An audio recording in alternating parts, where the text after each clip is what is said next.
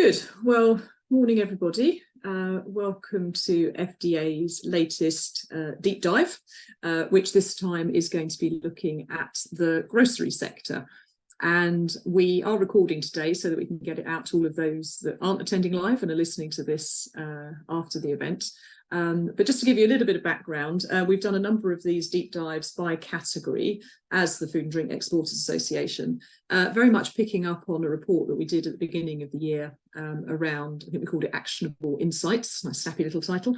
But the idea of that was to very much share insights from across the FDA community to help you with your planning for 2023. And one of the things that came out of that was a desire to really look at specific sectors individually, just to see what we could flush out that would help you in terms of your export planning. These are normally exclusively for FDA Pro and Premium members, so it's always a nice select group of people that are attending. But this particular event is just days away from the start of the Anuga trade show in Cologne. So we thought it would be a really good opportunity just to share these insights with the companies that are exhibiting on the UK Pavilion, which is organised by the FDA team and PS8. As a way of just bringing their knowledge up to date ahead of the start of Anuga on the 7th of October. So very much welcome to you. And those of you who are listening, I hope you have listened to this ahead of Anuga, so that it's all good insights to help you with your conversations with the people you're going to meet there. The forum today is going to be broken down into two presentations, and we're delighted to be joined by two FDA members, Joe Formby, who is from Ramsden's International, and Joe's head of trading, category and marketing, so an excellent connection for us to share her valuable insights. And also with Fiona Murray, who's a good friend of the FDA, who is the Director of Food and Hospitality Events at Informa, the trade show organisers across the world. And Fiona's team have been really giving in their knowledge. They are on the trade show floor across the world, particularly in Asia, and are able to pick up insights from not just the exhibitors that they know from across the world, but also with their connection with distributors. So hopefully a nice mix of content for you today. And then following that, we'll have a panel discussion, and we're joined by two of our FDA in-market expert members, covering two sides of the world. So we have Steve Lanier, who is the in-market expert for the US, and Mark Field from Australia, who's just been telling us it's 30 degrees and sunny, so we're all a little bit jealous of Mark. So welcome to all of you. Conscious of time, we want to be finished by 11 o'clock. If you do have questions as we go along, either jot them down and remember them, and we can give you the mic at the end of the session, or pop them in the chat and we can cover them as appropriate when we get to those. So let's kick off. Joe, I think the mic worked perfectly a minute ago. Let's hope it still does, and we'll hand over to you. Thank you, Joe. Fantastic. Thank you. Share slide.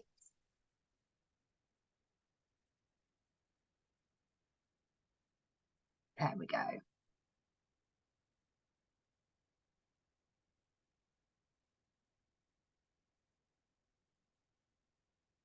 So before I sort of go into the category trends, just want to go into a few of the key drivers that we're seeing. Now, these are driven in the UK, but what I've done is I've picked out the ones that are really relevant to our international partners. So the cost of living crisis, although sort of extreme in the UK at the moment, is also really relevant to our European customers. And we're also still seeing the legacy of the pandemic affect us in terms of working habits, and also some of the trends and flavours coming out through food.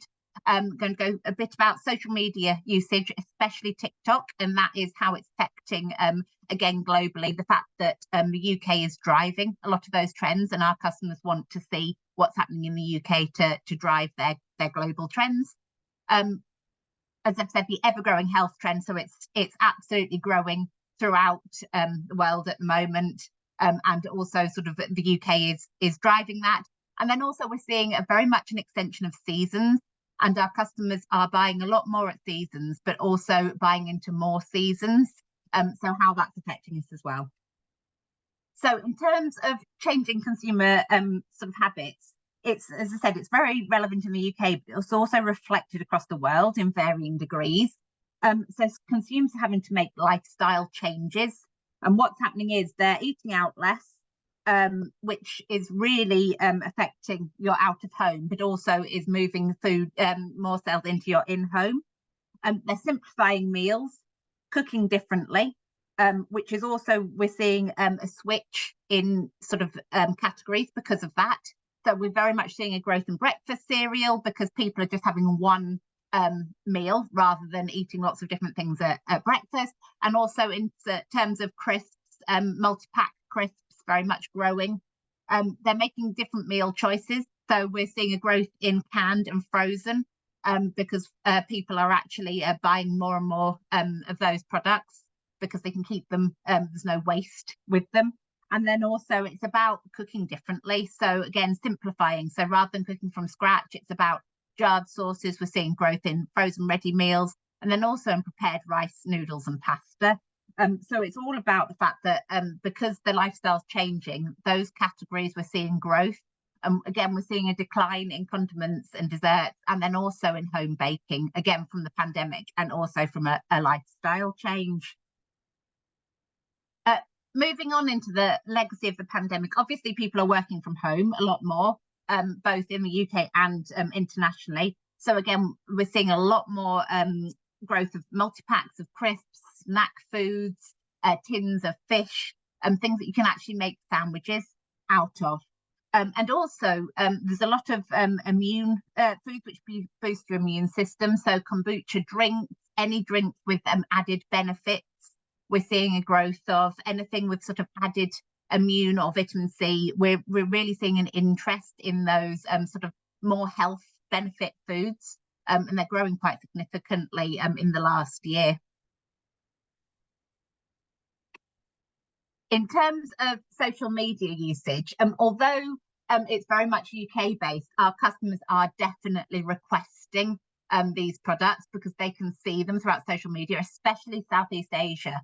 So you've obviously got Prime. When it went live and no one could get it in the UK, everyone was requesting Prime from us. You've got Mr. Beast at the moment with his chocolate that everyone now wants, although it's an exclusive with Asda and Spar at the moment, so we can't get hold of it, but things like that. Ed Sheeran's Dingley Teds is very much growing.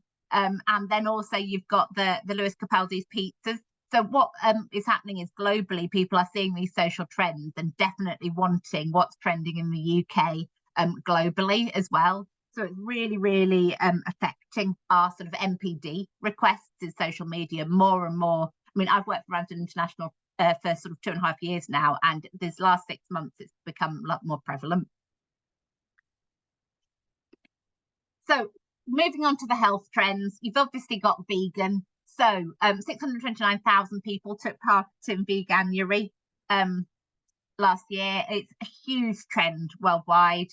And you can see there's quite high statistics of people swapping for plant-based alternatives. And we're definitely seeing, especially in confectionery, I mean, our oat milk chocolate grew by 45% last year, the requests for it. And vegan grew by 28%, our vegan product sales. So we're really seeing that trend grow. We're getting a lot more trends for corn, frozen vegetables, you know, like Linda McCartney sausages, things like that, that is much more sort of, it's also easier to export, if we're being honest, as well, because you don't need your health certificate. It's also milk, so any form of plant-based milk, based from potato milk through to pea milk through to oat milk. We're seeing growth in all of those categories, milk alternatives. And then we're also seeing very small, because it's off a very small base, but there is starting to be an interest of plant-based pet food as well. Again, off a very, very small base, but it is definitely growing. So I think we have created a vegan brochure last year, and we're refreshing it this year because it is definitely something that all of our customers are asking for. Healthy snacking is also becoming a lot more popular.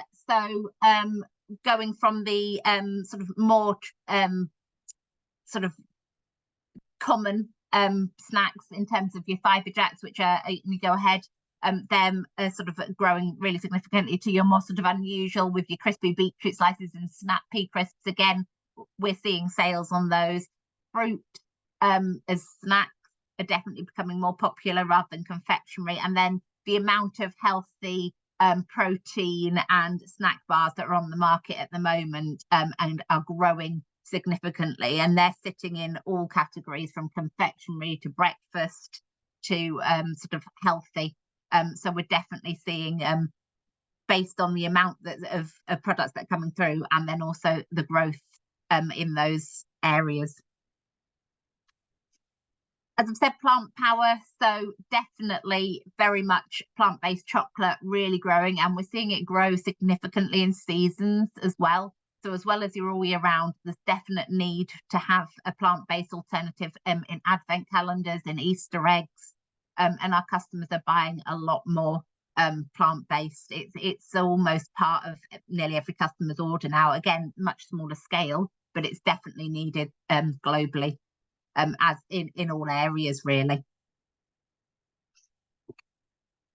And then also in terms of extending the seasons, so again, as a team, we've created a calendar with all the sort of what I would call minor seasons or additional seasons, because our customers are really seeing the need to celebrate again post-pandemic, things like share bags of crisps, of confectionery, soft drinks, very much to celebrate all of the seasons throughout the year. And it's a really good opportunity to sell into different territories with different seasons. And we've actually created a seasonal classics range, which is an all year round range of products that you can buy for seasons for our customers to shop from, because it's definitely growing as a trend. So that was my very whistle-stop tour of all of the trends that I'm seeing. If there's any questions or anything else at the end, then just let me know. Thank you, Jo. Yeah, that's great. Really good to see. I'm not sure my dog will be particularly impressed if I gave him vegan dog food, but we'll maybe try that one out another day. But yeah, really interesting. Thank you for that. Right, moving swiftly on, Fiona Murray. Those of you who joined a bit late, Fiona's joining us from the Informa team as Director of their Food and Hospitality events. So Fiona, over to you for your thoughts. Oh, just need you to unmute. Sorry, Fiona. Famous words. Once again, Sandra, I'm never going to learn this trick. Hi, everyone.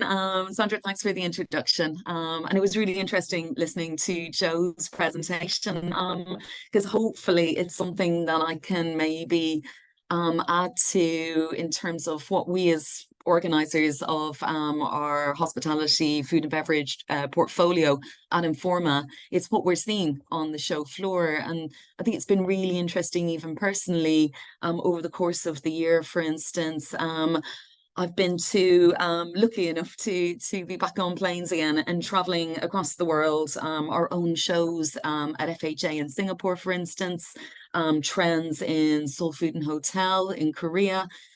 Very recently, last month, I was at 2 US-based shows, so our Natural Products Expo East show in Philadelphia, and also our new partnership with the America Food and Beverage Show in Miami, also last month, which is actually the buying audience from Latin America and the Caribbean.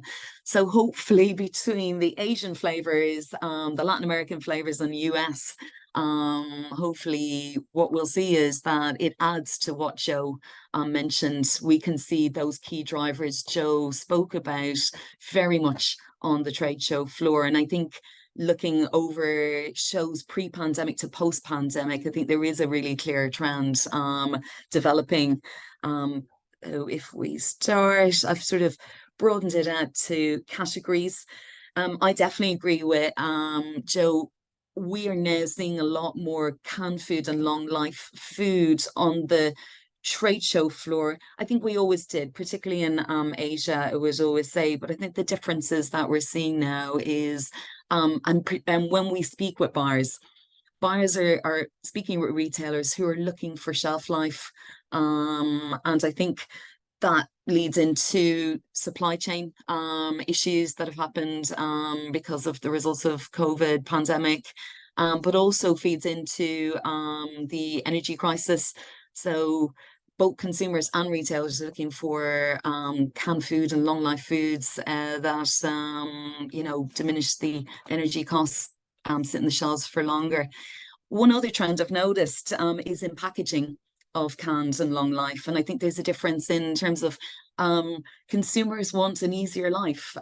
There's a lot more, which I'll talk about in a minute, convenience-led buying from consumers in this category, and I think easy open, certainly the sustainable packaging message, you can see that now on the trade show floor. Energy saving products, so simply for consumers, I just add water and off I go. Again, feeds into the convenience, feeds into the fact that a lot more people are working from home. They want a quick grab lunch from the cupboard. There's a lot of canned and long life food that can be microwaved, can be put in the air fryer, as opposed to sitting in an oven for half hour, eating up the energy costs. We're definitely seeing a lot of gourmet and artisanal, so canned and long life, getting away from a very sort of basic product that sits in the cupboard. There's a lot more gourmet and artisanal products we can see on the show floor, and I think we're looking at exhibitors from right across the world, certainly from Asia, certainly our European exhibitors, our US exhibitors. I think that's a really strong trend. And seafood, I know Joe mentioned that as well. I've never seen the amount and variation of seafood canned products. Really interesting packaging, really feeds into social media and how companies are marketing themselves. There's a lot of messaging about healthy diets, about natural products, ethically sourced products in that particular category. I think convenience is definitely a big trend, and you know, interesting product again.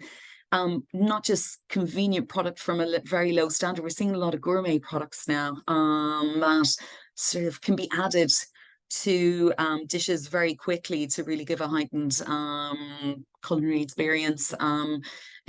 Products, convenient products that retain luxury, that are very much adding to the taste of our food. Versatility in ingredients, so products that can be used in many ways of cooking. They can be, you know, I've seen, I've used the example of Agassiz Farms, an exhibitor of ours in a number of shows this year. Their products can literally be used in a very quickly cooked dish to being used in a dish that you slow cook for 3 hours. So something that can sit in your cupboard, that can, you know, really feed into many ways of cooking with it. And again, in the convenience sector, we're seeing a lot of, on the trade show floor, everywhere I go, I see healthy across all the messaging brands. So, you know, a lot of ready meals, but healthy ready meals.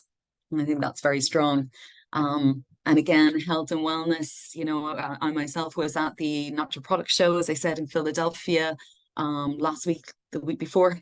And that is such a strong category, particularly in Asia as well, Korea. I think many of our international exhibitors really understood the trend in Korea for health and wellness in foods. There's a lot about messaging about mindful eating. We had, I've noticed many of our dried pasta, dried noodle companies talking about selling into the diet, specialty diets, so low in carbs, sort of being suitable for keto diets. We hear a lot about immune boosting foods, superfoods. And I think we're seeing a lot more from our sort of not very traditional exhibitors. So we're seeing a lot more African food manufacturers really portraying the fact that they are growing foods that really go into superfoods. We've seen our Indian exhibitors very much strong in the health and wellness category with supplements, with you may have noticed across many trade shows, India are very much focusing on 2023 being Year of the Millet. and it's a very strong agricultural product from India, that they're really much focusing into the health and wellness trend on the trade show floor, and the Indian government's very much supporting that across many trade shows. So again, health and wellness is a huge category that we're seeing across all markets. Natural and organic really feeds in to a very similar message. Plant-based definitely hasn't gone away from the show floor. I think maybe one area that we're seeing is probably less in terms of manufactured meat substitutes, but certainly plant-based itself as a product is very evident. I'm definitely seeing a lot about that feeds into natural organics is a lot about how the agricultural practices involved in foodstuffs, particularly in the US. Regenerative farming is a huge buzzword. I think at the Natural Products Show in Philadelphia, that became, even since our Natural Products Show back in March in Anaheim, even to the point in Philadelphia, that trend that I saw starting in Anaheim really proliferated across the show floor. There was a lot of companies talking about upcycling their product. So using all of the agricultural products in the making of the product. There's a lot about climate neutral in terms of food manufacture and agriculture, and again, packaging. I think a lot of innovation in sustainable packaging, reusable packaging also. I think maybe this feeds into what Joe was saying about social media trends. World cuisine is a huge buzzword at trade shows these days. And I think it comes from exhibitors across the board. I've seen UK exhibitors where their products are promoting cuisines from across the world. We see a lot of spice blends, a lot of artisanal salts and flavorings.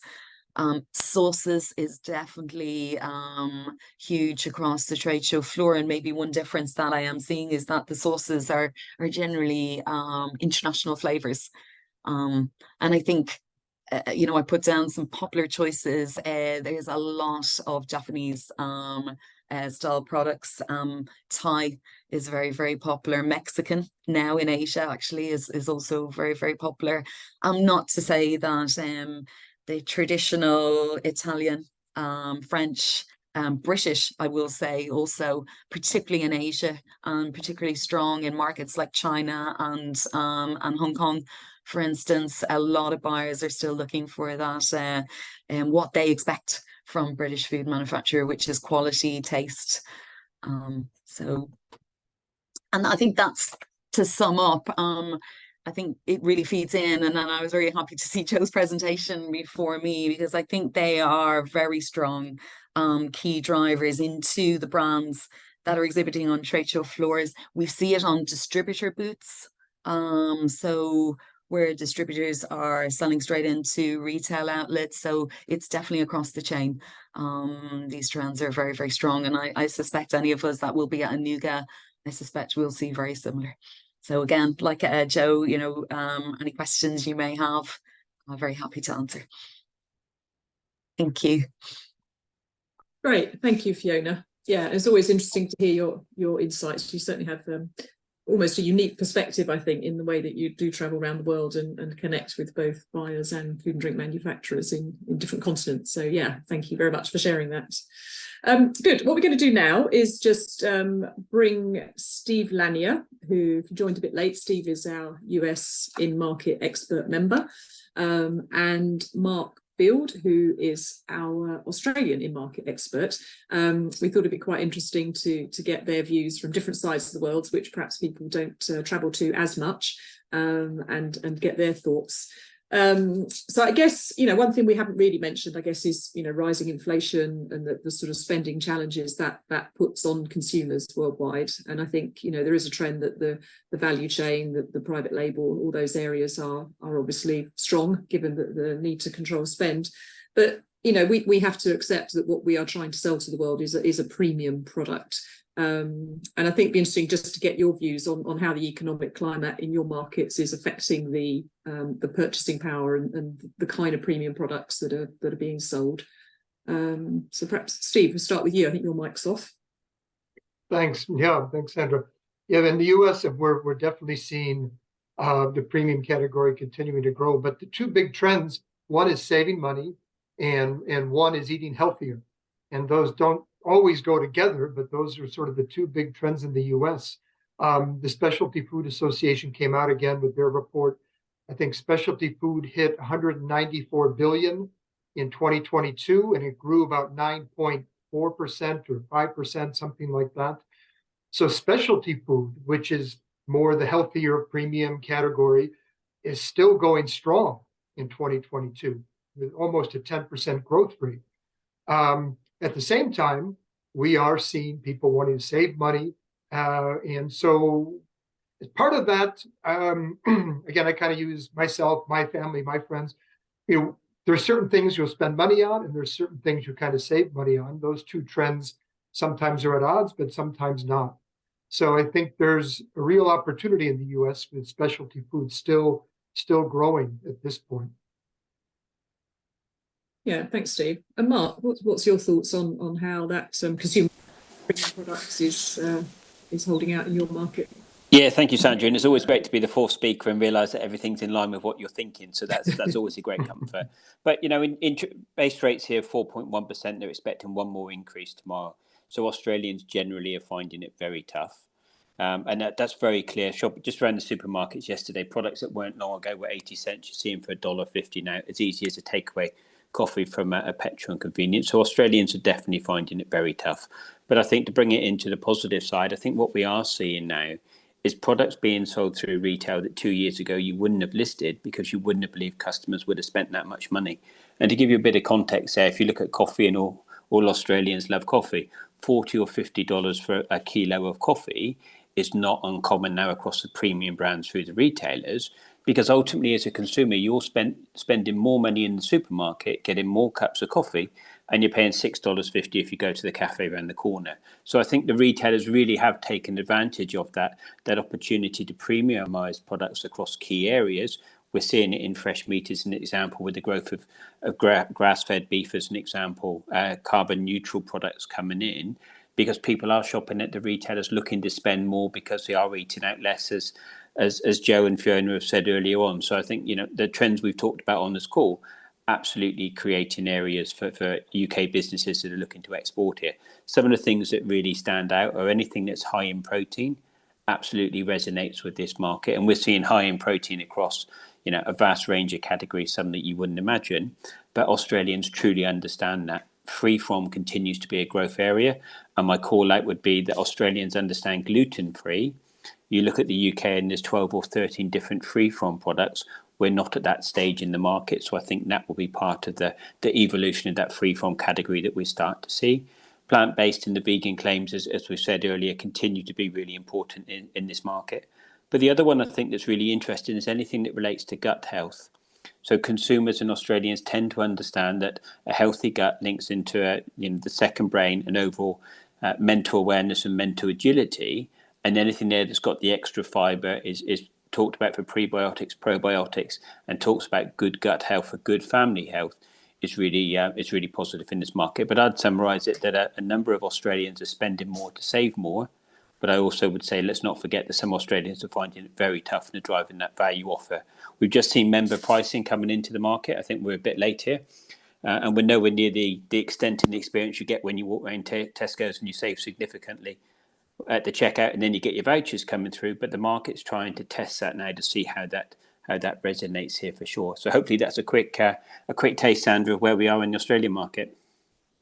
Yeah, very insightful. Thank you, Mark. That's great. And I guess we didn't touch on the health and wellness bit with you particularly. I mean, what's your take on how that's playing out in the grocery category? Oh, health and wellness super important in the market. I think we, as in many other markets, we've exited COVID and we realised our best way of controlling, our resilience against things, whether it's stress or whether it's disease, is about influencing the health and wellness of the family.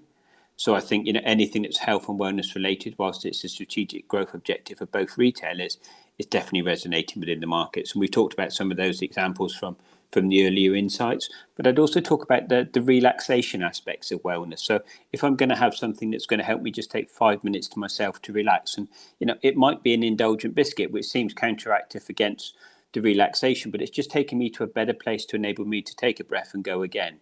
If it's a milky hot drink, if it's a particular type of tea that's going to help me relax, just to give me 5 minutes on my own or 10 minutes on my own before I go again and face the challenges of the day, those categories are definitely resonating in the market at the moment for sure. Yeah, very good. And Steve, your take on that, the health and wellness side of things in the US market?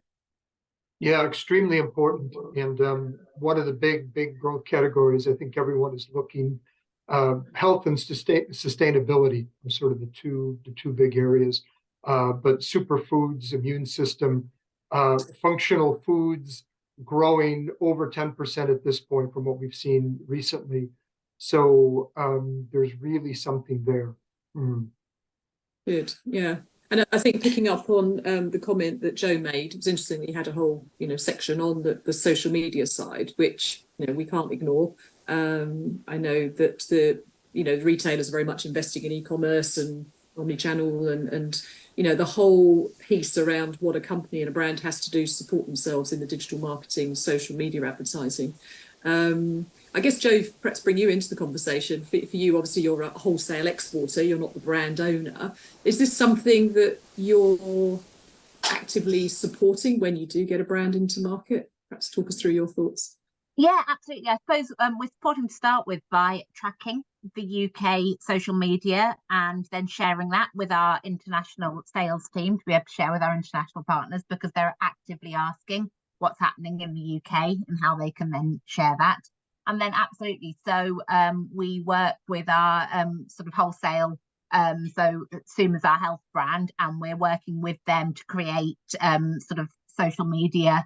Especially they've just released their kombucha drinks at the moment, and we're absolutely putting them on social media and actually creating assets for our sales team to share with their retailers to be able to sell. Definitely. Yeah, very good. And I know FDEA, we've run a number of workshops on social media and what you need to do, which obviously not that long ago wasn't even on the agenda, let alone being something we have to focus on. I mean, Steve, we always think that trends sort of start in the US and work their way east. How important is the sort of the digital marketing, social media advertising in the US for a brand that's looking to succeed in the grocery sector?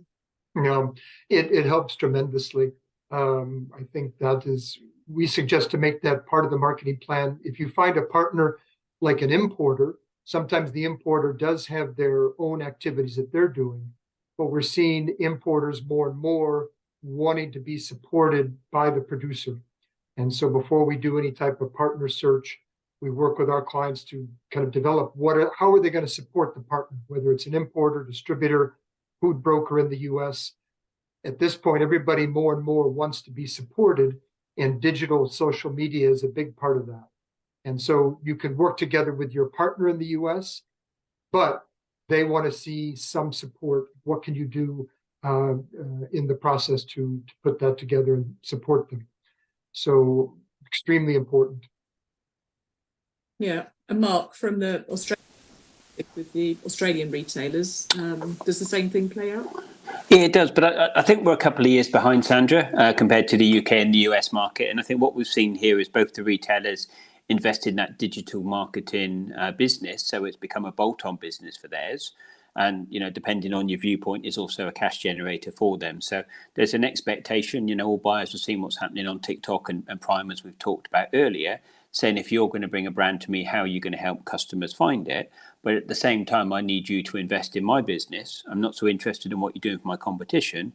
It's how you're going to put money behind helping customers find it in my store. So I think there's an increase in level of encouragement, shall I say, for suppliers to invest in their products in their store. I think my message to any business looking at this market is you can't just put it on a ship, send it into Australia and think it's going to sell, because the market's becoming increasingly competitive and you need to support the brand in the same way you are with other markets. Yeah, good advice. Thank you. And I guess sort of bringing back into that sort of whole sustainability bit, the packaging and product trends in grocery. I mean, Fiona highlighted a number, which is always good to see some real examples. I guess, Steve, back to you. Are you seeing anything particular in packaging and product trends that are prevalent in grocery? Yeah, it's there as part of the whole health and sustainability trend. I think also, though, this might be a good time, when you look at the US, like many markets, there are different trends within different regions. And so even when you look at the specialty food market, sustainability, when you look at packaging, probably those are more prevalent, more interesting in a lot of the big urban centers. So New York, Washington, East Coast in general, West Coast. If you move into Kansas, where my family's from, my grandparents were born in Kansas, it's a little bit different. And so you have to look at sort of the region where you're targeting. That's why a lot of our clients start on the East Coast or the West Coast. So that packaging concern, I think, would be one that is less prevalent, I'd say, outside the major metropolitan areas. Eating healthy, I'd say, important all over. Packaging, important on the East Coast, West Coast. Less important, I would suggest, maybe in the mid heartland of America. Still important, but probably not on the top list if you're not in the major urban markets. That's how we kind of look at it. Yeah, thank you, Steve. That does take me back. Steve did a presentation for us at our FDA Summer Network Forum, where he sent a slide about the wine drinking regions. Best. I remember thinking, does he think he's presenting to the French or Italians or something? But it was, yes, if they drink wine, they probably buy imported food. So I thought that was a good takeaway that we've all hung on to. I think you just re-emphasised in that reply. So thanks for that. Mark, your thoughts on... Yeah, I don't know whether I should celebrate this bit or not, but it sounds that we're a bit further ahead of the US in this aspect, which probably makes it more challenging for suppliers. So from an own brand perspective, whether you're dealing across any of the major retailers here, Coles, Woolworths, or even Aldi, they've all got very, very firm commitments they're currently standing on for 2025 about sustainable packaging. So those people on the call that are looking at contract manufacturing opportunities, that's a key consideration here. The brands are beginning to feel the pressure. If we're doing this for own brand, we're also looking at this for the branded offers that are coming on. And from what I'm hearing, ESG is becoming a significant part of the trade in terms. What we have done in Australia is we've gone through that focus that the soft, flexible plastic was seen as being the preferred outcome because it was going into, making railway sleepers and fences and so forth, very much like we're seeing in the UK. That died terribly 12 months ago because there wasn't enough capacity here. So that's gone on pause. And what we've now seen is the market move back towards a love of plastic, whereas, 12, 18 months ago, anything in plastic was seen as being a bad packaging solution. Because with plastic now, it's seen as being something that you can reclaim through the Australian recycling system, and then you can reuse it and moving towards a closed loop. I think one thing I'd just like to be really clear on, if a product's recyclable in the US or the UK or even Europe, that doesn't mean to say it's going to be recyclable in Australia. That's not the fault of the material, but it's down to the collection and the recycling facilities here. And that's a key challenge to understand as you're looking at these markets. If you've got something that is recyclable in the UK, there might not necessarily be the collection facilities here. It's evolving all the time, but it's a key difference in that space for sure. Right, thank you. And Fiona, perhaps bring you in there. I remember IGD did a presentation for us a while back, and particularly in the grocery category, they were saying how most of the growth is going to come from Asia, and I know that's the part of the world you spend a fair bit of time. Yeah. Is it something that people can look up as easily as an exporter? I know when they're trying to connect with a retailer in a market, they easily go online and see the sustainability credentials and, then make an offer to the retailer that fits. Is that as obvious in Asia? Is that something people can research easily, do you think? I think from our conversation, Sandra, mainly with our main buyers, which are distributors and importers, I think they always say that is a challenge for Asia. I think the one thing that you even notice on the show floor is that there are many different categories and many different standards, certainly in packaging. I know that also rings true for organic.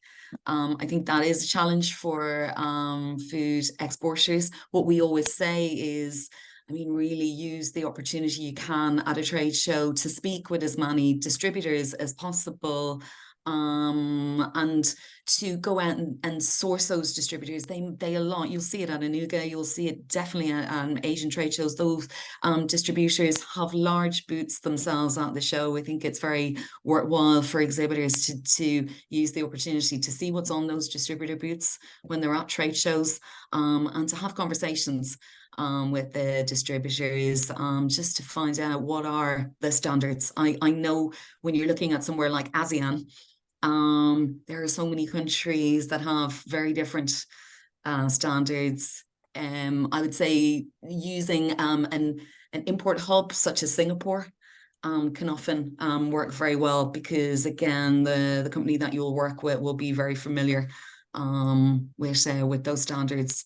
And then China can always be very, very difficult to understand it, but there is a lot of expertise in the market. I would also advise anyone who's at Anuga to take a look at the Asian pavilions to understand a lot more about what's happening in packaging trends, etc. I think that's very useful on a trade show floor. You'll see huge Thai pavilion, Korea pavilion, Japanese pavilions at these shows. It's a great chance to go and talk to some of your food manufacturing colleagues. They usually are pretty good at knowing what they need to do in those markets. Yeah, that's really good advice. And for those that are at Anuga, 100%, I think you're right. I think people often forget that there's a whole resource of knowledge about the market sitting there. That's, best place to start and ask those questions. So yeah, very helpful. And I think, Joe, back to you on the sort of packaging side. Obviously, as a wholesale exporter, you're often taking a UK package and sending it to an international market. How receptive do you think that the UK companies are to making the changes that are needed? Or do you find that it's the UK pack is actually often ahead of the field, therefore it's easier for you to export? I think it's a bit of a mix. Sometimes absolutely the UK packaging is ahead of what our customers need. And we're seeing in Europe a lot more. There's a lot of packaging that they can't take, especially around soft drinks. And we're having to find alternative options. But you've got the bottles and the cans. So we're having to take cans over bottles a lot of the time because the plastic isn't able to be exported to certain European countries. So it's very much about understanding the territory and understanding what they can take and what they can't, and trying to find alternatives, definitely. Yeah, very good. I think that's it, isn't it? It's about being flexible, asking the right questions so that you know whether it's within your capabilities, and if not, are you prepared to make those changes in order to secure the sale? Yeah, very good. So I guess just sort of in closing, and if anyone does have questions, please either just sort of raise your hand in the little symbol next to your name, or pop something in the chat. But I think going back to Steve, perhaps if I come back to you first, in terms of sort of grocery categories, I guess some are quite mature and probably quite saturated, and perhaps shouldn't be a focus for brands unless they've got something very unique that they can come in with. If you were to give some advice now for a UK grocery brand looking to enter the US market, what would you say are the do's and don'ts that you would suggest people think about? Yeah, I think, really from our experience, there's an opportunity everywhere. But coming in with a story that is compelling, which could focus on the healthy, sustainability characteristics of a product, the story is extremely important. And then the plan, and we're seeing that with importers and distributors, they're becoming a little bit more demanding working with new brands.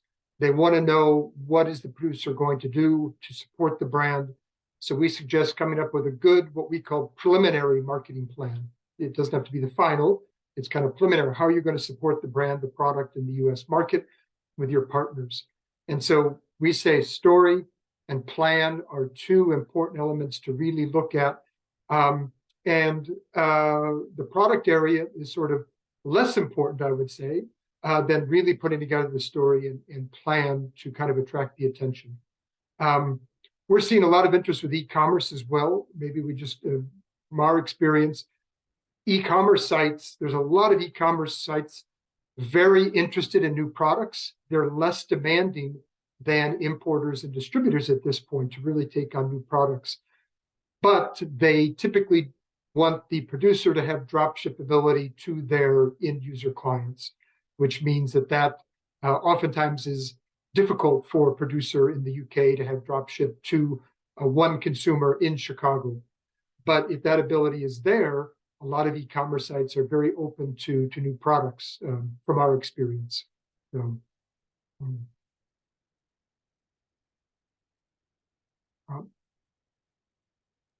Sorry, my turn not to turn the mic on. Yeah, so yeah, thanks, Steve. And obviously you're a very good resource should people want to explore the market in more depth. You know, clearly you've got the insights and the connections to make these things happen. So yeah, Mark, I guess back to you, sort of success factor for the Australian market.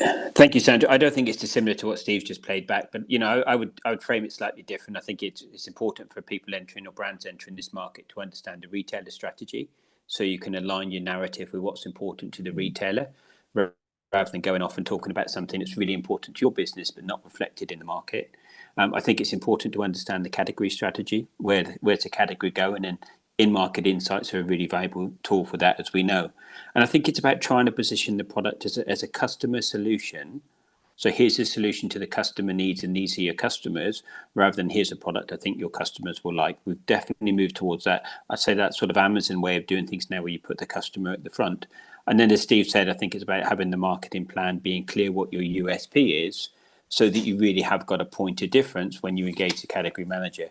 I think if I summarise the market at the moment, I'd say, you know, lots of opportunity across the ambient grocery areas, as we've discussed on the call. I think the current hunger is around food with functionality. So food plus, I would call that. So, you know, where have you got something that's going to give you nutrition, but going to give you an extra benefit? But I think some of the work coming out of the US with some of the leading retailers there at the moment around food as a medicine is becoming more and more common in the narrative around the sector, and I think that's where food will go in Australia. So that's an early adopter opportunity for UK businesses, where they've got something that sits into that level of innovation. Great, thank you, Mark. And I guess that leads on to a question. There is a question for you, Joe, actually, who's come in asking about the seasonal calendar that you presented, which I grabbed a screenshot of because I think that was really an interesting way of looking at things. Healthy eating.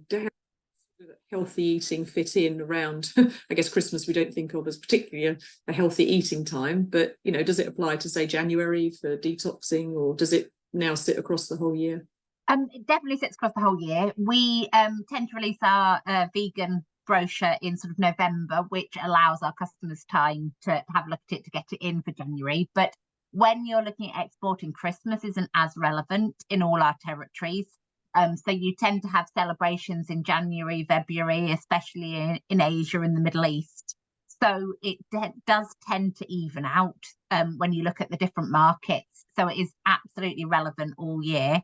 And we don't tend to see the same spike as you would in the UK in January in healthy. It just tends to be a much flatter sort of trend that's growing throughout the year, really. Yeah, interesting. I hope that answers the question that was raised. Good. I think we've covered all the areas that we wanted to cover in the time that's available. I don't know if any of the speakers wanted to add something that we haven't covered. If so, I'll watch for your mic being turned off. But if not, I think that was really, really useful insight. And I think, you know, grocery as a category is so important to the UK. I mean, it is, whenever you go to the trade shows, it's the biggest grouping. You look at the export stats, it's you know, whiskey is up there, meat and dairy, but then, you know, pretty much everything else falls into what we define as grocery. And we are very well known for strengths in confectionery and biscuits and these kind of areas. So yeah, very much hope that was insightful for you. Those of you that are members, I mean, a reminder that you can click on to other events that we run. If you're not a member, you will only see those events which are available to both members and non-members. So everything that we do is a little bit hidden. So if you did want to connect just to sort of find out a bit more about where you can join in, do reach out to me.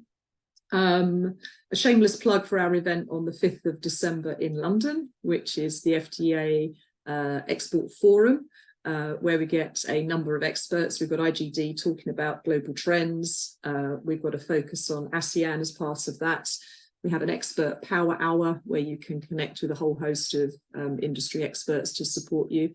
And then as it's December, we have a banquet lunch where we announce the winners of the FDA Export Awards, which have just closed. So if you missed the deadline, you twist my arm very hard, we might give you an extra day, but that's about it. So all the entries are in, and more details on that will follow. If you are coming out to Anuga, you'll find our team in hall 10.2, so do come and say hello. And I think particularly from the key messages that have been coming through from the speakers, I think hopefully that's given those of you that are exhibiting still time to think about the kind of questions you will ask when you're connecting with potential new customers, and in you refreshing your meetings with your existing customers, just to make sure that you are aligning where you need to in order for them to want to work with you, and hopefully build sales for you. So I think that takes us pretty much up to time. So a big thank you for our speakers for joining from various corners of the world. Thank you for those that joined live, and those of you that are listening now, I hope you found it useful. A reminder, you can connect with us as FDEA team at ukfdea.com. Just click on the FDA website and there's a contact us button. I'm very happy to pick up any calls. So thank you all very much. Thank you for your time. Thank you for your insights. Great to have you part of our exporting community. And those of you that aren't yet members, hopefully this has given you a little bit of an insight into the kind of things that our community is very good at sharing, and hopefully help you build your business. So yeah, thank you everybody, and see some of you very soon. Thank you. Thanks, Sandra. Thanks, everyone. Thanks, Sandra.